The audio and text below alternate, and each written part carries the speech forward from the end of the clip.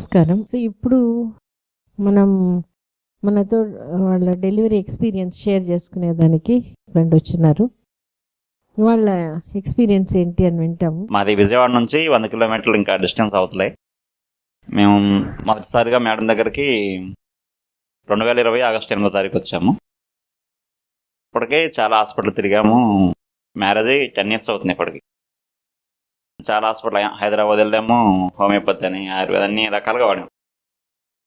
First time first ఈ videos ఉంటాయి కదా మేడం, ఆన్లైన్లో చూసాం. ఫస్ట్ ఒక వీడియో చూసి ఆమెకి 13 సంవత్సరాల వరకు మ్యారేజ్ అయిన తర్వాత కన్సీవ్ అయింది. 13 తర్వాత కన్సీవ్ అయింది. మా ఫ్రెండ్ వాళ్ళ మాకు సెండ్ చేశారు వాట్సాప్లో.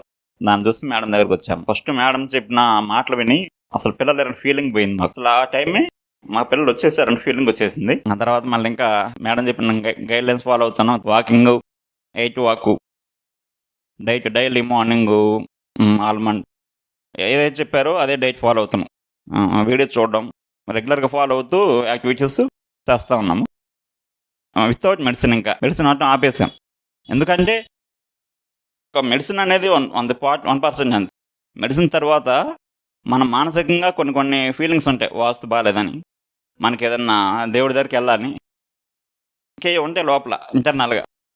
10 ఇయర్స్ మ్యారేజ్ 10 ఇయర్స్ అయింది కదా, షిరిడి వెళ్దామని చెప్పి 10 ఇయర్స్ ట్రై చేస్తున్నాం, కానీ అవ్వలేదు. ఆ మంత్ వెళ్ళాం. ఆ మంత్ వచ్చేసాం. అదొకటి, నెక్స్ట్ మ్యారేజ్ ఒకటి ఉంది.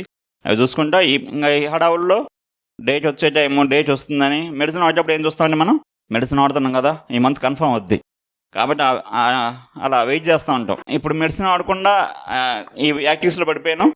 అసలు పూర్తిగా మర్చిపోయాను దాని గురించి. ఈ మంత్ అవుద్ది అని అనుకోలేదు. అంత ముందు కూడా అనుకున్నాం, కానీ పూర్తిగా అవాయిడ్ అయిపోయింది, మైండ్ డైవర్ట్ అయిపోయింది. ఇంకా ట్రై చేస్తున్నాం డైట్, వీటి గురించి ఇవన్నీ, కానీ ఆ మంత్ ఆలోచన లేదు ఇంకా అసలు. అలా అయిపోయింది. షిరిడి 6వ తారీఖు వెళ్ళి వచ్చాం. ఉగాది ఏప్రిల్ 1కి వచ్చింది కదా, మార్చి 23 వచ్చింది. కన్సీవ్ అయిపోయింది. 10 ఇయర్స్ తర్వాత చాలా హ్యాపీగా ఉంది. చాలా సంతోషం అండి.